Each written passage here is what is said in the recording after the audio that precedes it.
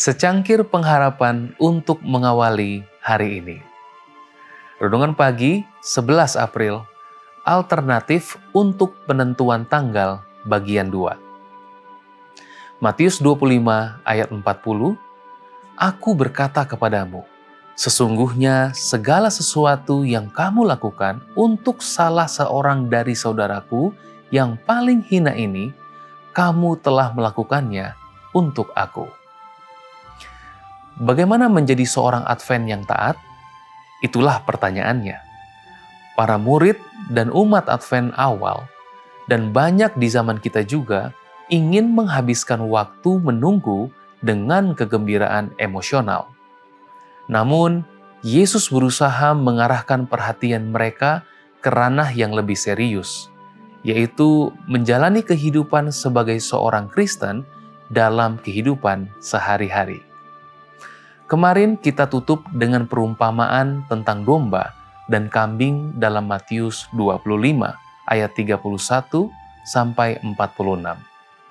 Ellen White memahami maksud Yesus ketika dia menulis, demikianlah Kristus di Bukit Zaitun menggambarkan kepada murid-muridnya tentang peristiwa hari penghukuman yang besar itu. Ia menyatakan bahwa keputusan akan diambil atas satu hal.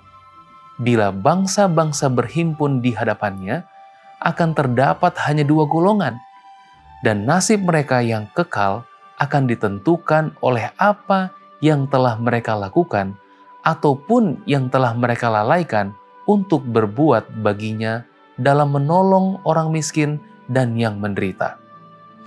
Mereka yang dipuji oleh Kristus pada masa penghukuman mungkin telah mengetahui sedikit saja tentang teologi, tetapi mereka telah menaruh prinsip-prinsip ini dalam hati. Oleh pengaruh Roh Ilahi, mereka telah menjadi suatu berkat bagi orang-orang yang berada di sekeliling mereka. Di antara orang kafir sekalipun, terdapatlah orang-orang yang menaruh keramah tamahan ini.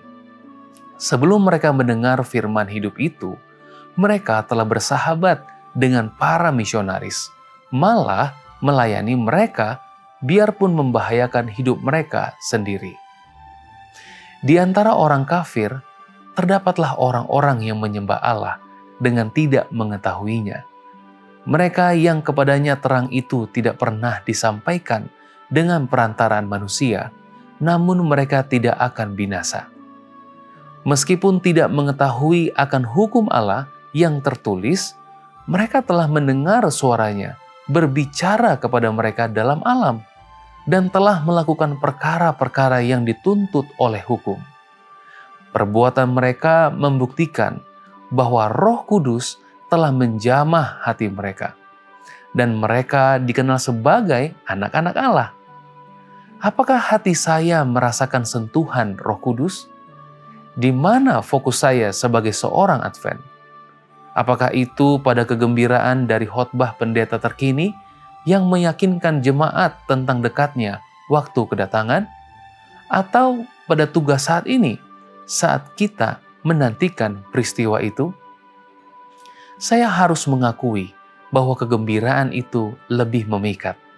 Namun, tugas saat ini adalah hal yang lebih penting bagi orang Kristen. Penganut Advent sejati menurut Yesus bukanlah orang yang hanya memikirkan seberapa dekatnya kedatangan itu, tetapi orang yang menghayati kehidupan kasih Allah sambil berharap dan menunggu serta berjaga-jaga untuk hari yang lebih baik itu. Saat ini, sahabatku, Yesus ingin kita masing-masing mendedikasikan kembali hidup kita untuk menjadi orang Kristen di dunia ini, sambil kita menantikan kedatangan yang berikutnya. Doa kita hari ini, kami memohon Roh Kudus menyentuh hati kami, memampukan kami mengasihi, melayani yang menderita, setia dalam tugas saat ini, sambil berjaga menantikan kedatangan-Mu. Amin.